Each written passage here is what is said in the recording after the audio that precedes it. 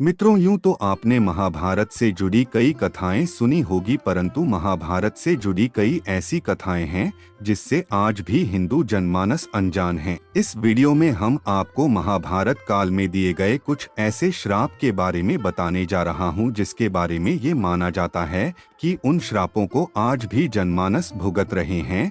पहला श्राप महाभारत में दिए गए श्रापों में युधिष्ठिर का स्त्री जाति को दिया गया श्राप सर्वविदित है। महाभारत में वर्णित कथा के अनुसार जब कुरुक्षेत्र में युद्ध के दौरान अर्जुन ने महारथी कर्ण का वध कर दिया, तब पांडवों की माता कुंती उसके शव के पास बैठकर विलाप करने लगी। यह देखकर पांडवों को बड़ा ही आश्चर्य हुआ कि आखिर ऐसी क्या बात है जो हमारी माता हमारे शत्रु के शव पर अपना आंसू बहा रही है। तब ज्येष्ठ पांडव युधिष्ठिर अपनी माता कुंती के पास गए और उन्होंने देवी कुंती से पूछा, माता क्या बात है जो आप हमारे सबसे बड़े शत्रु कर्ण के शव पर विलाप कर रही है। तब देवी कुंती ने बताया कि पुत्रों, जिससे तुम अपना सबसे बड़ा शत्रु समझते रहे, वास्तव में वो तुम सभी का बड़ा भाई था। कर्ण राधेय नहीं बल्कि कौन्तेय था। अपनी माता के मुख से ऐसी बातें सुनकर पांचों पांडव दुखी हो गए। फिर कुछ क्षण रुककर युधिष्ठिर अपनी माता कुंती से बोले, हैं माते, ये बात तो आप सदा से जानती रही होगी कि अंगराज कर्ण मेरे बड़े भाई थे, तब आपने हम लोगों को यह बात बताई क्यों नहीं? इतने दिनों तक ये बात आप छुपाकर क्यों रखी? आपके एक मौन ने हम सभी को अपने ही भाई का हत्यारा बना दिया। इसलिए मैं आज इस धर्म क्षेत्र कुरुक्षेत्र में सभी दिशाओं, आकाश और धरती को साक्षी मानकर सभी स्त्री जाति को ये श्राप देता हूँ कि आज के बाद कोई भी स्त्री अपने अंदर कोई भी रहस्य नहीं छुपा पाएगी। दूसरा श्राप कथा के अनुसार 36 साल हस्तिनापुर पर राज करने के पश्चात जब पांचों पांडव द्रौपदी सहित स्वर्गलोक की और प्रस्थान करने को हुए तो उन्होंने अपना सारा राज्य अभिमन्यु के पुत्र परीक्षित के हाथों में सौंप दिया। ऐसा माना जाता है कि राजा परीक्षित के शासन काल में भी हस्तिनापुर की सारी प्रजा युधिष्ठिर के शासन काल की तरह ही सुखी थी, परंतु कहते हैं ना कि होने को कौन टाल सकता है। एक दिन राजा परीक्षित रोज की तरह ही वन में आखेट खेलने को गए। तभी उन्हें वहां शमीक नाम के ऋषि दिखाई दिए। वे अपनी तपस्या में लीन थे तथा उन्होंने मौन व्रत धारण कर रखा था, परंतु ये बात राजा परीक्षित को मालूम नहीं था। इसलिए राजा परीक्षित ने कई बार ऋषि शमीक को आवाज लगाई, लेकिन उन्होंने अपना मौन धारण रखा। यह देखकर राजा परीक्षित को क्रोध आ गया और उन्होंने क्रोध में आकर ऋषि के गले में एक मारा हुआ सांप डाल दिया। उधर जब यह बात ऋषि शमीक के पुत्र श्रृंगी को पता चली तो उन्होंने राजा परीक्षित को श्राप दिया कि आज से 7 दिन बाद राजा परीक्षित की मृत्यु तक्षक नाग के डसने से हो जाएगी। और अंत में ऋषि श्रृंगी के श्राप के कारण राजा परीक्षित की मृत्यु तक्षक नाग के डसने के कारण ही हुई। और ऐसा माना जाता है कि उसी के बाद कलयुग की शुरुआत हुई, क्योंकि राजा परीक्षित के जीवित रहते कलयुग में इतना साहस नहीं था कि वह इंसानों पर हावी हो सके।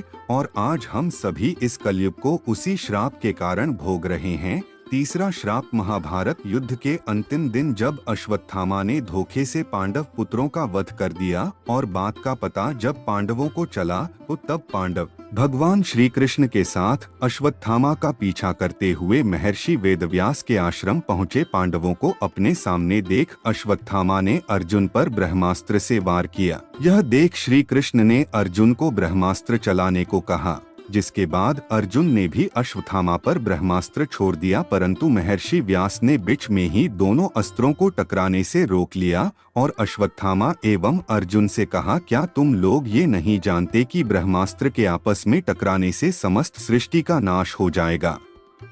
इसलिए तुम दोनों अपने अपने ब्रह्मास्त्र वापस ले लो।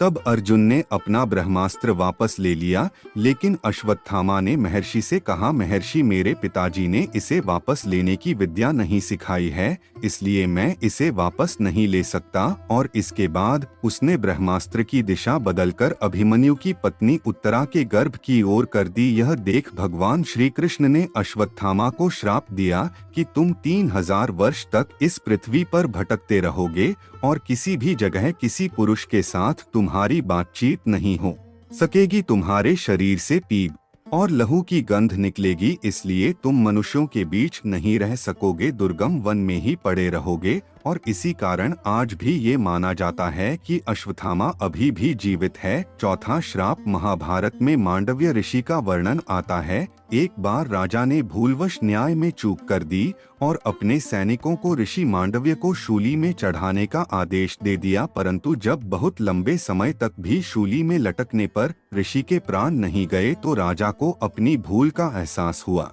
तथा उन्होंने ऋषि मांडव्य को शूली से उतरवाया तथा अपनी गलती के लिए माफी मांगी। इसके बाद ऋषि मांडव्य यमराज से मिलने गए तथा उनसे पूछा कि किस कारण मुझे झूठे आरोप में सजा मिली। तब यमराज ऋषि से बोले, जब आप 12 वर्ष के थे तो आपने एक छोटे से कीड़े के पूंछ में सीक चुभाई थी, जिस कारण आपको यह सजा भुगतनी पड़ी। यह सुन ऋषि को क्रोध आ गया और उन्होंने यमराज से कहा कि किसी को भी 12 वर्ष के उम्र में इस बात का ज्ञान नहीं रहता कि धर्म और अधर्म क्या है, क्योंकि तुमने एक छोटे अपराध के लिए मुझे बहुत बड़ा दंड दिया है। अतः मैं तुम्हें श्राप देता हूँ कि तुम शूद्र योनि में दासी के पुत्र के रूप में जन्म लोगे। मांडव्य ऋषि के इस श्राप के कारण यमराज को विदुर के रूप में जन्म लेना पड़ा। 5वां श्राप। ये कथा उस समय की है जब 13 साल के वनवास के दौरान एक बार अर्जुन दिव्यास्त्र की खोज में स्वर्ग लोक गए। वहाँ उर्वशी नाम की एक अप्सरा उनके रूप एवं सौंदर्य को देखकर उन पर मोहित हो गई। फिर एक दिन उर्वशी ने अर्जुन को विवाह करने को कहा। तब अर्जुन ने उससे कहा कि मैं आपको माता के समान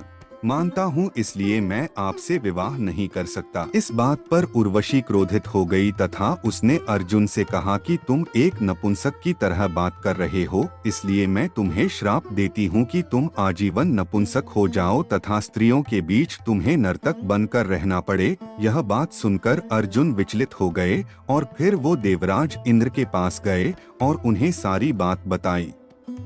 उसके बाद देवराज इंद्र के कहने पर उर्वशी ने अपने श्राप की अवधि 1 साल के लिए सीमित कर दी। तब इंद्र ने अर्जुन को संतावना देते हुए कहा कि तुम्हें घबराने की जरूरत नहीं है, यह श्राप तुम्हारे वनवास के समय वरदान के रूप में काम करेगा और अज्ञातवास के समय तुम नर्तिका के वेश में कौरवों के नजरों से बचे रहोगे। दोस्तों, आप लोगों को हमारा यह वीडियो कैसी लगी? अगर आप लोगों को यह वीडियो अच्छी लगी हो तो आप लोग हमारे वीडियो को लाइक शेयर करें और कमेंट करें। अगर आप हमारे चैनल पर नए हैं और आप लोगों को धार्मिक कहानियाँ देखने की इच्छा रखते हैं तो आप हमारे चैनल को सब्सक्राइब जरूर कर ले, ताकि हम जब भी कोई वीडियो अपलोड करें तो उसका नोटिफिकेशन आप लोगों को मिलती रहे।